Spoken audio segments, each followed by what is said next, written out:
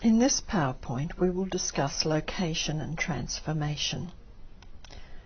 Location and transformation are a part of the measurement and geometry strand of the Australian curriculum mathematics.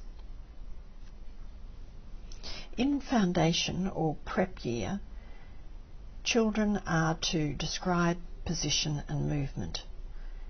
They do this by interpreting the everyday language of location and direction, such as between, near, next to, towards, and forwards. And they follow and give simple directions to guide a friend around an obstacle path and vice versa. In Year 1, we want children to give and follow directions to familiar locations. So it requires an understanding that people need to give and follow directions to and from a place, and that this might involve turns, direction and distance. Need them to understand the meaning and importance of words such as clockwise, anti-clockwise, forward and under when giving and following directions, and interpreting and following directions around familiar locations. In Year 2, children are interpreting simple maps of familiar locations and identifying the relative positions of key features. They need to understand that we use representations of objects and their positions, such as on maps, to allow us to receive and give directions and to describe the place of things. And we get children to construct arrangements of objects from a set of directions.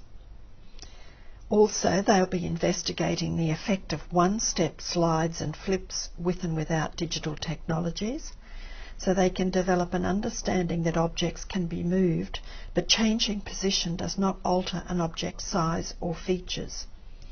And we also want them to identify and describe half and quarter turns, so they can predict and reproduce a pattern based around half and quarter turns of a page and sketch the next element in the pattern. And in Year 3, they're busy creating and interpreting simple grid maps to show position and pathways, and they can do this by creating a map of the classroom or playground and identifying symmetry in the environment, identifying symmetry in Aboriginal rock carvings or art, for example, and identifying symmetry in the natural and built environment.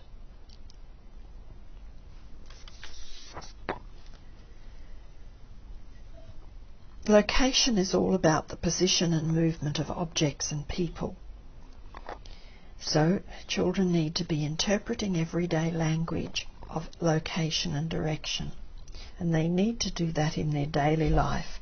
For example, the instruction, "Your shoes are in the cupboard under the stairs," and being able to find them.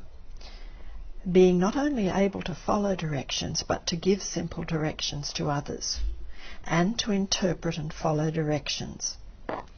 To create and interpret maps and find position of key features, to be able to flip, slide and turn objects, particularly in tessellations, which we'll look at in a minute, to be able to predict, to be able to identify opposites, to know the concept of left and right, to understand and use ordinal numbers, as well as to be able to sequence. As you can see, children need to have a good grasp of positional language in order to do these things. So here are the sorts of words that children need to be acquiring.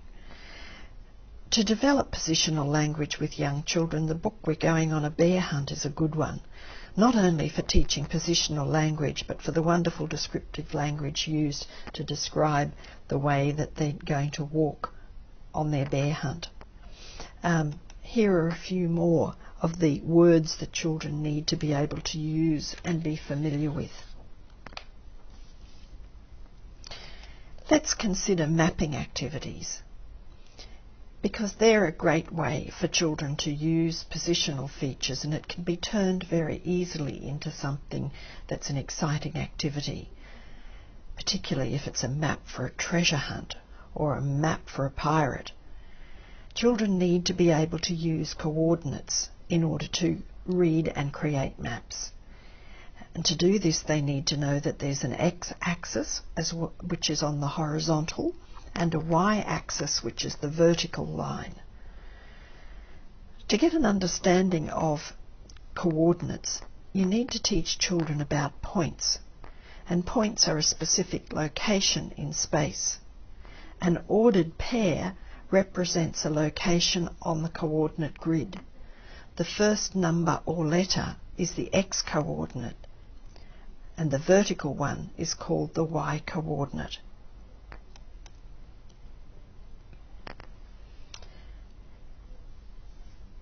Spatial reasoning is needed to understand symmetry. So we want children to be able to explore symmetry in natural and built environments, in carvings and art, through informal exploration with 2D and 3D shapes. It's about shapes that can be folded in half. It's about finding that line of symmetry, that is the fold lines, and then using flip-slide turns to make tesselating shapes. Here are some examples of objects that have lines of symmetry. You see if you can find the last one. What about in the natural environment? Look at, there's not just one line of symmetry, but many, many lines of symmetry in many objects. And then, of course, the one that lends itself for artwork with children, finding lines of symmetry, particularly butterflies. Tangrams is a logic that further develops children's spatial reasoning skills. It involves moving and rotating 7 specified shapes to make a picture. There's some more of that in the study guide.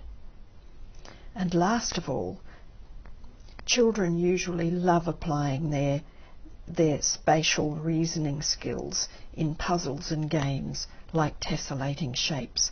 And here we have a little interactive that you can use to create tesselating shapes. You just need to click on a shape and drag it into the workspace. Oh, I hope that's not going to work. I'll try another one where I've already dragged the shapes, and then you come down and you can flip it or turn it, and then you can choose the colour.